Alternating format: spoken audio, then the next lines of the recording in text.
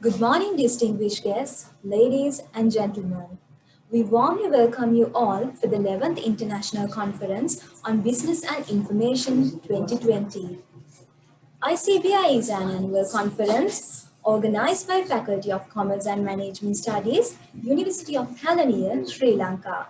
A very good morning to everyone, the distinguished guests, academics, paper presenters, and ladies and gentlemen. As the chair of conference, it gives me immense pleasure to declare the commencement of International Conference on Business and Information 2020. As a responsible academic body and a leader in business management education in the country, Faculty of Commerce and Management Study strives in developing actionable and impactful knowledge. Reflecting this thought process and philosophy, ICBI 2020 is organized under the theme of Transforming Business Strategies for Economic Resilience. It is a great pleasure to address you all in this morning in ICBI 2020, organized by the Faculty of Commerce and Management Studies, University of Kelaniya, Sri Lanka. So I hope ICBI 2020, organized by Faculty of Commerce and Management Studies, University of Kelaniya, will definitely provide the stage for our presenters to showcase their valuable ideas. It is my pleasure to speak a few words at the inauguration of this 11th International Conference on Business and Information. I'm very proud that our Faculty of Commerce and Management Studies, which was established just 25 years ago, is now one of the leading providers of higher education in the field of commerce and business management in Sri Lanka. I truly congratulate the conference co-chairs, Professor Vani Nayaka and Dr. Disa Nayaka, and the conference secretary and the executive committee on rising to the challenge. It's really been a major challenge to organize a conference like this under very difficult circumstances. I know they have gone to a lot of trouble to ensure that all the presentations and discussions can be followed online by the conference participants. Just this morning, Narada informed me that more than 800 people have registered for the conference, and I can see that right now we have well over 300 participants. I'm sure that all of these participants will benefit in some way from the extensive sharing of knowledge and experience that will take place during the course of today. And I wish everyone a really fruitful, successful day's deliberations. Thank you. Thank you very much to the Vice-Chancellor, Senior Professor De Silva, for her kind words and for introducing the conference. Dean Fernando, Dr. Fernando, thank you. And Professor, now I hope I pronounced this correctly, Wananayaka. Hopefully I've pronounced that properly. I'm terrible with names, but I do. I've been to Sri Lanka a number of times and I love it there. I wish I was able to join you in person, but today I'm in Brisbane in Australia. So I'll say g'day. I'll see if I can get this on screen now. I have to try and share this. Excuse me. Share screen. And share screen. Okay, so hopefully you can see this screen now. Is that correct? Yes. Thank you. Sorry, just wanted to make sure. Good. So I want to talk to you a little bit today. I've got about half an hour. If I rattle on too much, you have to stop me. So please do. But I want to talk a little bit about resilience. So the concept of resilience and how it might flow or transfer into the study or the industry generally, but also in particular the one that I'm interested in, tourism, which is was of growing importance to Sri Lanka and around the world, and hopefully will be an important industry again. So to begin, let's just think about what we mean by resilience. Resilience came from the ecology literature, and this often happens. You'll get a concept in one area which is transferred by analogy into the business literature. Transferred by analogy. An analogy makes a very good starting point, often for the development of theory, but you always have to worry about how much the analogy works versus doesn't work and where the differences may be. So in ecosystem research, the concept of resilience emphasizes that ecosystems are dynamic, that is, not stable, but dynamically stable, perhaps, and that they're always fluctuating in terms of their populations, species, percentages, and so on. Now, if you transfer that idea to business, the concept of resilience has been used in the supply chain literature, and it's used to emphasize that stability is unlikely to last for any length of time, and that perhaps we should be always thinking that the future is not going to be as predictable as we like it.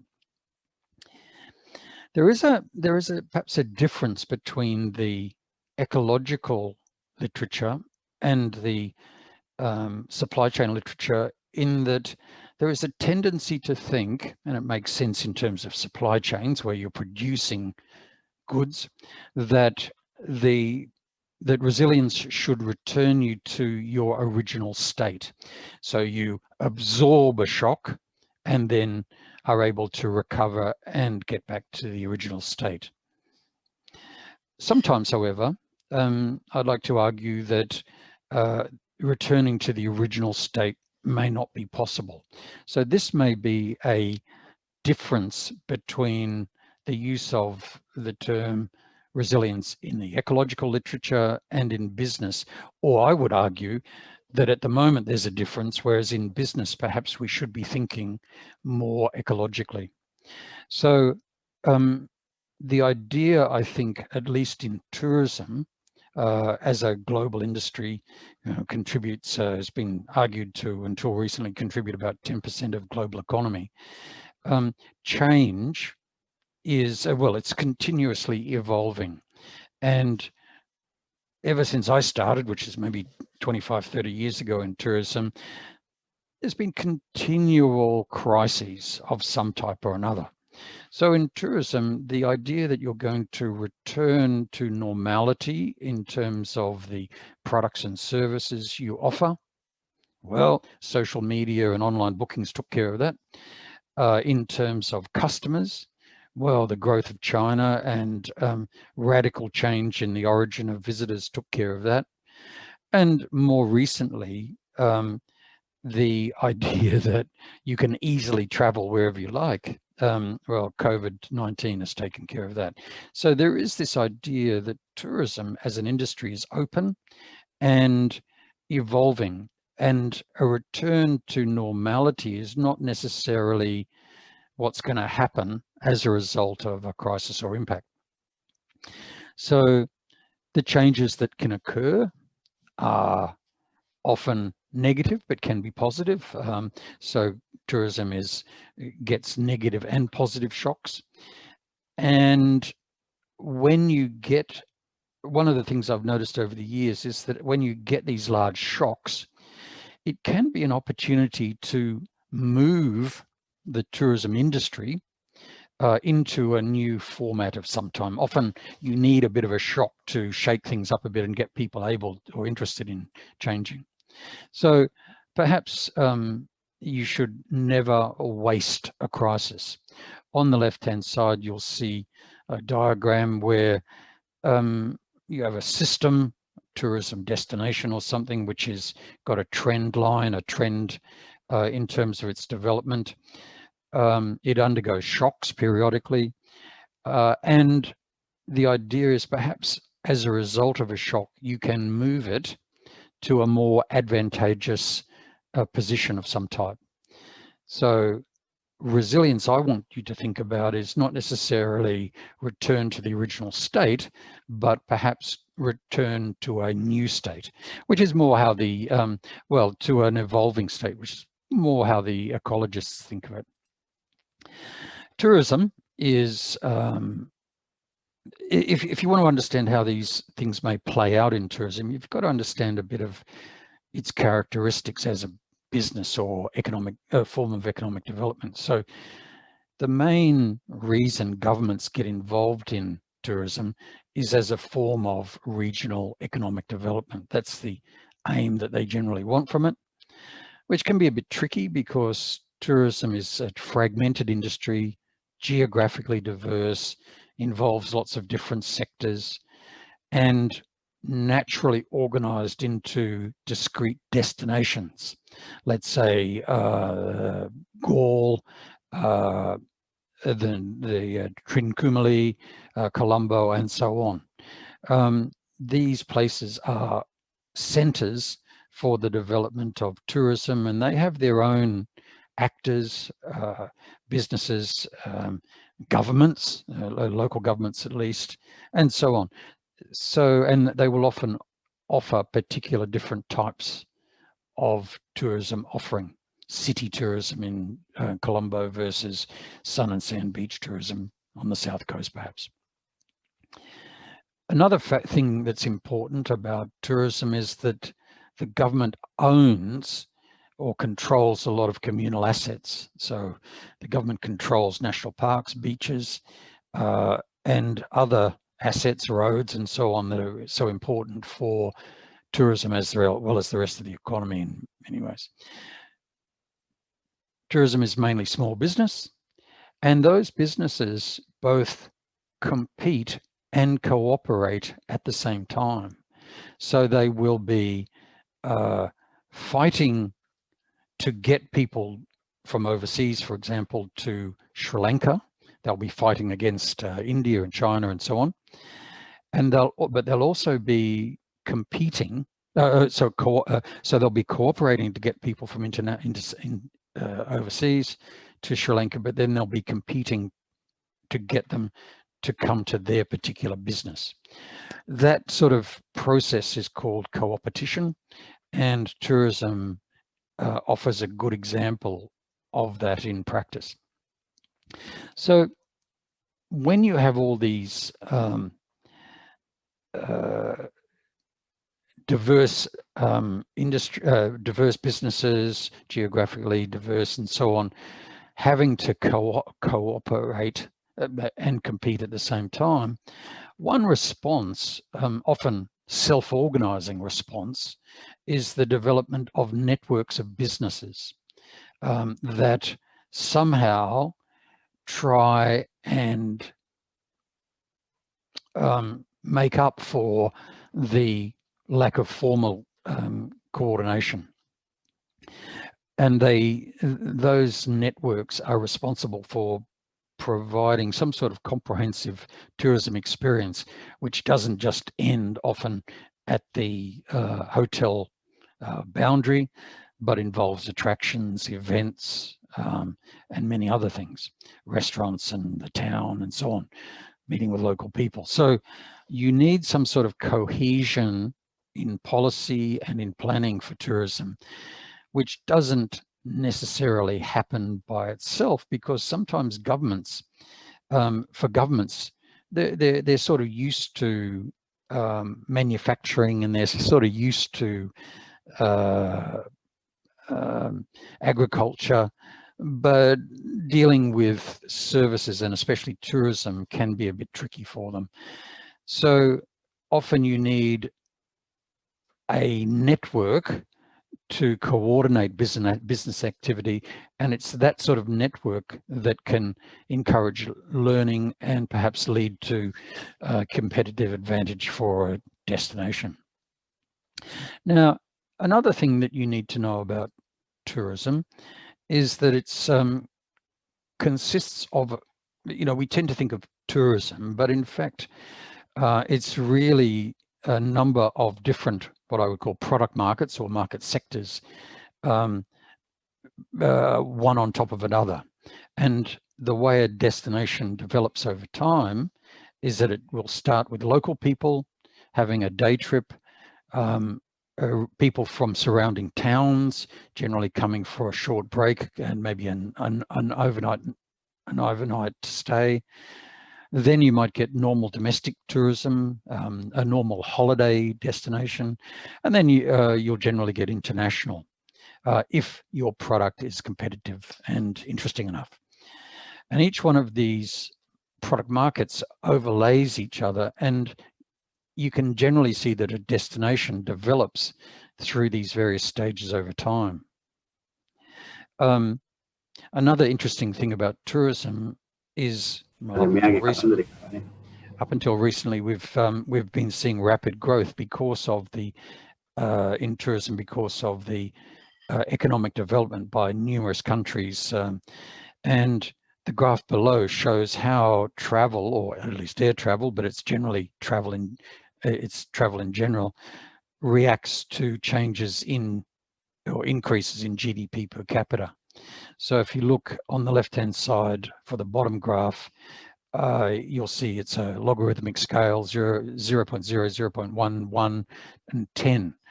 As GDP per capita increases, trips per capita, the number of air trips increases exponentially to a certain point, and you can distinguish between developing and developed countries where places like Australia aren't going to increase their trips per capita much. We're already pretty high, it'll be slower. Whereas the developing countries are growing rapidly. So what that means together is that tourism is a segmented market and should develop, or typically develops, through the domestic market and then the international market. That as a country develops its economy, it grows. It's one of the first things that people want to do is travel, and so that's why tourism has been growing in the future. When international borders are shut off, people still want to travel. And of course, if you're in a country's in lockdown and the government says you can't travel, then that's a problem. But once lockdown finishes, that demand is still there, dependent upon the amount of disposable income people have. So that's a second effect. But in Australia, as a result of COVID, people can't travel interstate or can't travel overseas, which has meant that the domestic market, the Queenslanders in my own state, are traveling in Queensland. So you get this growth of the domestic market for two reasons. Just normally people want to get away, and secondly, they can't travel to other states or other countries because of the government's regulations. Okay, so effective COVID is mixed. Just really quickly, so each one of the product markets that I've talked about, the day tripping, the overnight, normal holiday, and international markets, have their own set of suppliers and entrepreneurs who are involved in that market. And each one of those groups has its own competitive behavior, maybe more cooperative, maybe less. And of course, there's a lot of overlap, especially for some large companies. But if you want to swap or encourage one product market over another, let's say you can't have international, so therefore you need to grow the domestic market, or at least promote the domestic market, then you need to think about who the suppliers are, their competitive behavior, how they operate together, what their networks are like, and also think about how the demand side, the customers, are changing their behavior and adapting to new circumstances and offers, and how that information would be diffused around and across those customers. So what we have with COVID is can be conceptualized as an example of the need to develop or promote resilience of the tourism sector by moving or by looking at the changes between product markets, and how you might be able to encourage that through encouraging supplier entrepreneurship, or perhaps demand side adaptation through marketing and new product development. So one of the things that I think is needed in this area is what I would call cooperative destination promotion. So there are a number of different destinations, as I said, in Sri Lanka and in many countries. And often those destinations do not work together. The people in them have no cohesive network and don't cooperate in the areas that they need to and compete in the areas that they should do.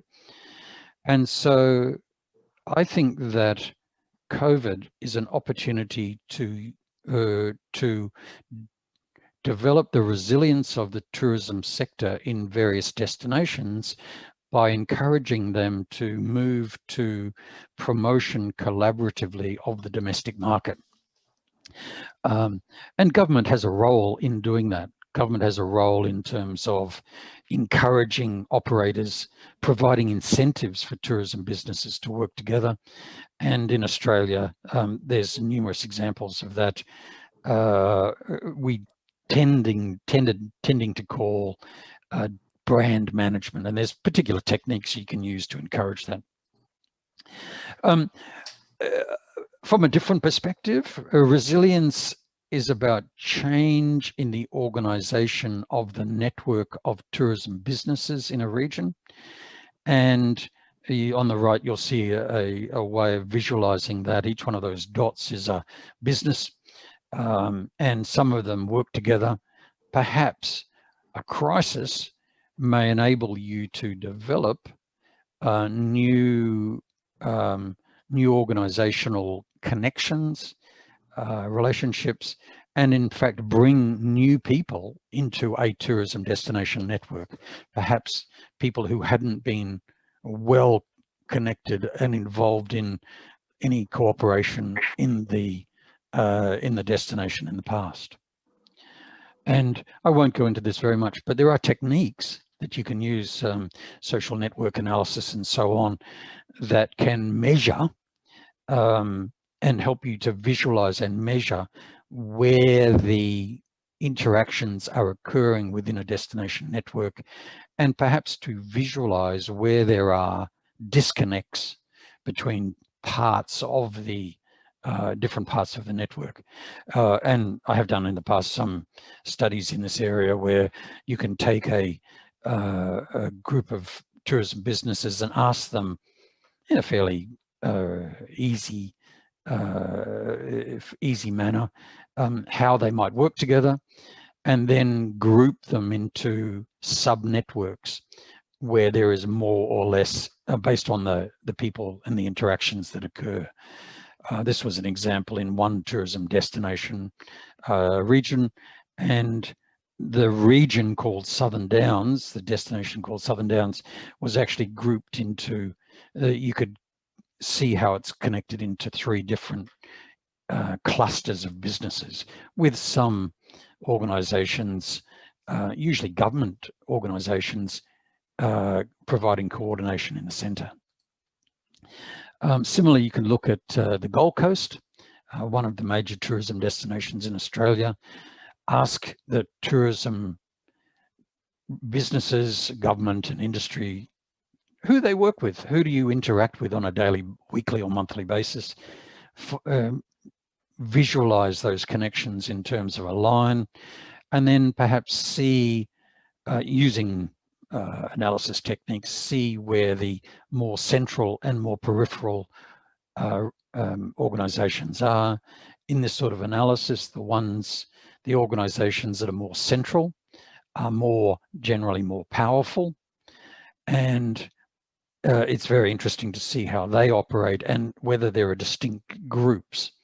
So in this study, we found, this is a map, we could group people geographically into people in Brisbane, the black people, the red people were the people on the Gold Coast, and the green people were tourism operators on the hinterland area. And typically you found that those geographic separations translated into groups of businesses who worked together or didn't work together. So geography in tourism can separate businesses, and another way of saying that is perhaps you need to have some interventions to overcome these natural tendencies and to create a more cohesive network. Quickly, what's going to happen in the future? Well, immediately here in Australia, our National Tourism Marketing Organisation, Tourism Australia, is currently focused, it's been instructed by the government to focus on promotion of domestic tourism and market research that we have, limited market research, but still market research has indicated that there is demand for travel, and that whenever a lockdown is lifted, there is an increase in tourism around the country. So that's not to say that some people, especially those in who have lost their jobs, often in the tourism sector, are able to travel. Perhaps they can't, but generally there is demand, and that demand can't be expressed overseas. So that's why you're getting quite robust rebounds of tourism in certain regions of Australia, although not everywhere. So finally, a little bit ahead of time, but hopefully this is okay. On the right, you'll see the Chinese character or the Chinese word for crisis. The Chinese word for crisis is written with two characters, problem, and the other character is opportunity. So a crisis involves or provides both a problem and an opportunity. So can we be resilient? Can we see the opportunities and change the way we operate to achieve a better future by doing a couple of things? One is, in the short term, be resilient like an ecosystem, to not seek to move back to exactly the same stable position, but instead to adapt through changing the markets that we are promoting or that are prominent, that is from international to domestic. And then how do we do that?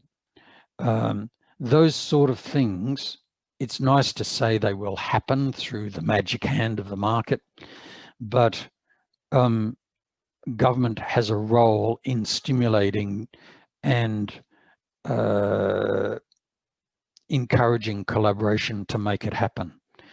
That can be through organisation of marketing to promote the domestic market, to particular products to the domestic market. Operators will have to change their product to some extent to make it attractive to the domestic market and to communicate those things better.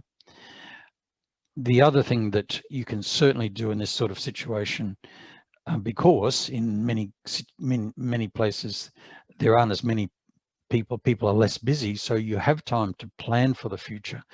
and perhaps you can start to improve collaboration to make your destination network more effective for the future. So those are some comments. Here are some papers that that might be useful, and I'll certainly provide this presentation to anyone who wants it. I'll provide it to the organisers. So thank you. That's about 25 minutes, but hopefully that was interesting, and I'll hand it back to the moderator. Thank you.